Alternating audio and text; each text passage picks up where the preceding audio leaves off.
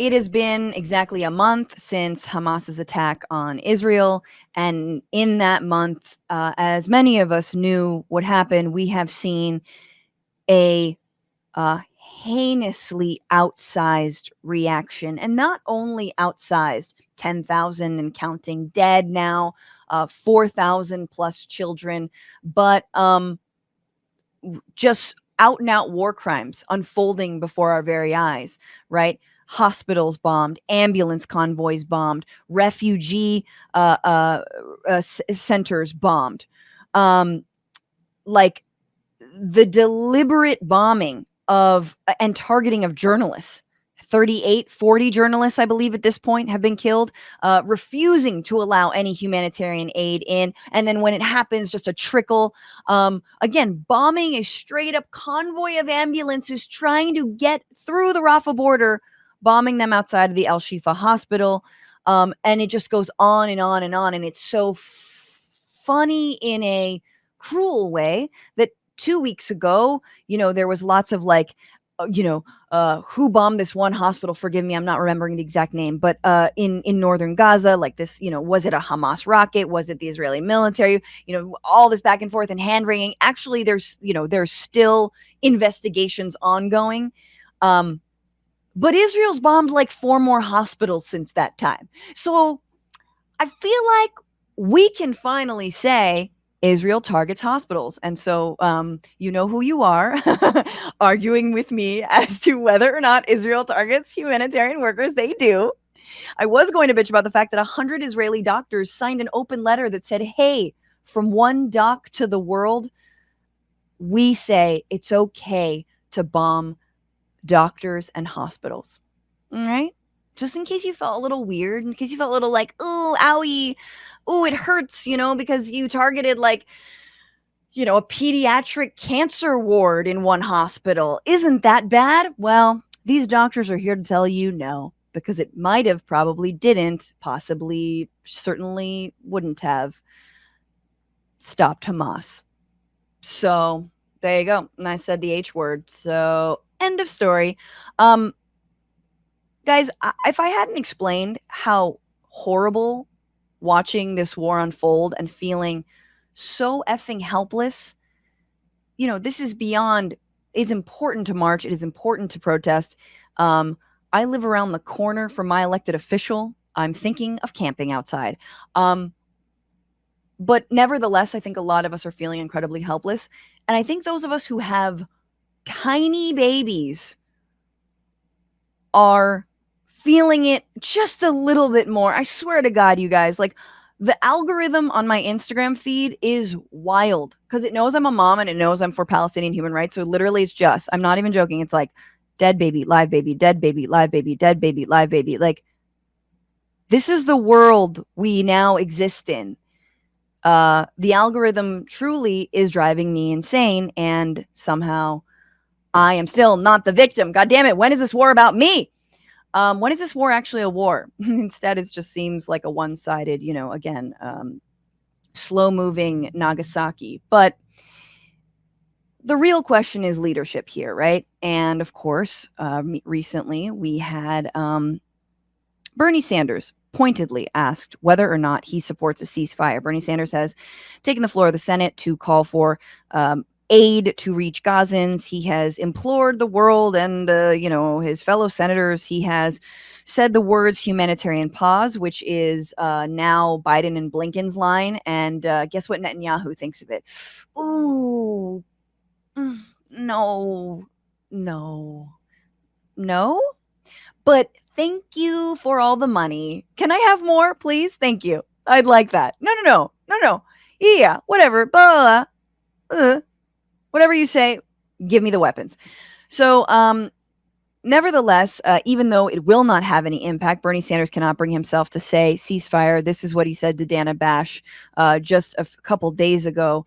And I will play this, and then I swear to God, I will shut up and bring in my guest. I want to just clarify one thing, Senator, if I might.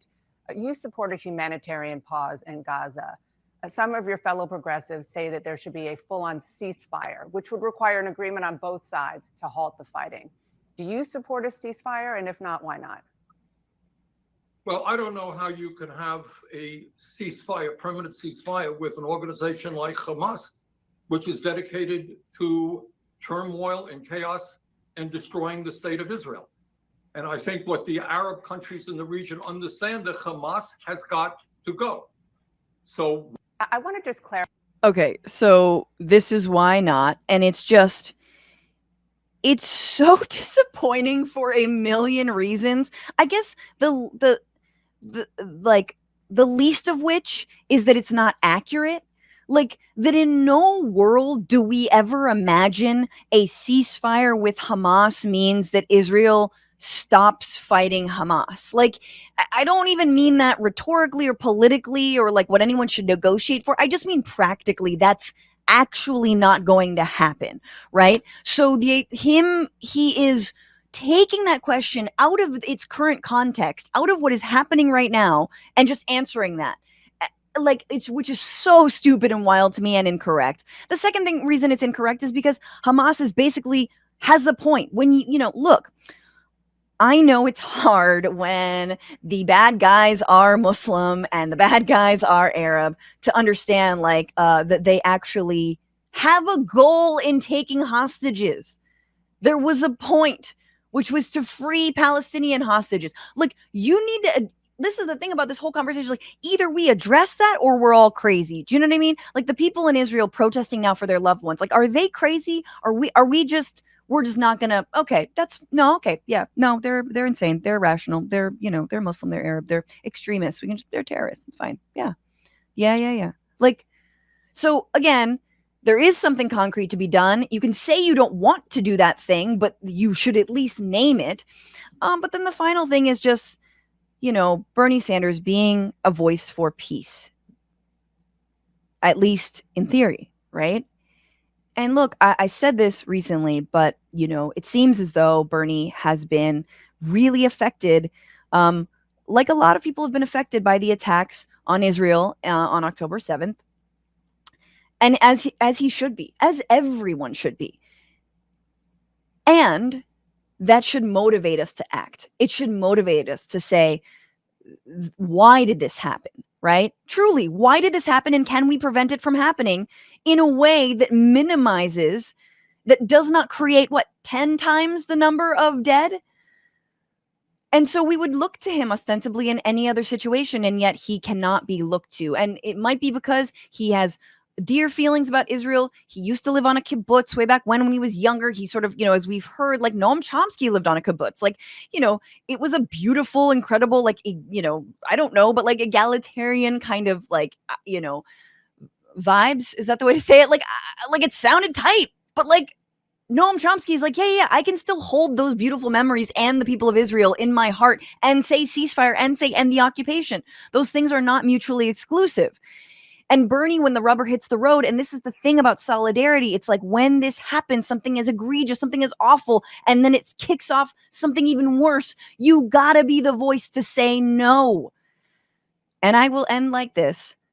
I am so glad that he and his movement birthed so many other progressive candidates that my guest has helped bolster and get into office. People like AOC, Cori Bush, Rashida Tlaib, Summer Lee, who's been on this show, who is just, God, I went back and listened to the episode with Summer Lee.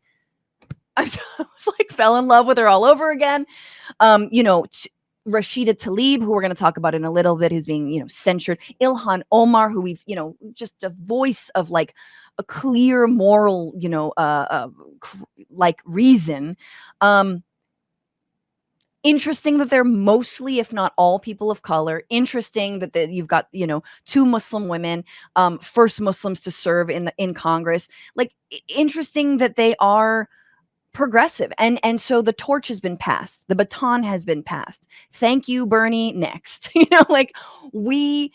This is a test for you, and you done failed it. And I don't know what's going on, but y'all, this video was retweeted by AIPAC. That's right. AIPAC basically saying, yeah, listen to Bernie Sanders.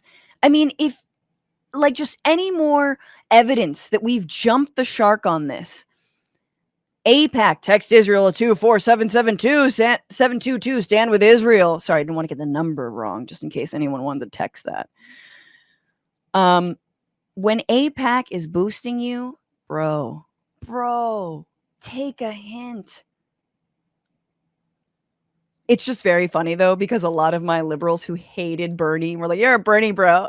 Like now are like, I kind of like Bernie because he's got a terrible stance on this. It's not funny. It's still sad. Anyway, thank you, Bernie, for your service. Bye. Bye. Warren, you got anything to say? Oh, no? Bye.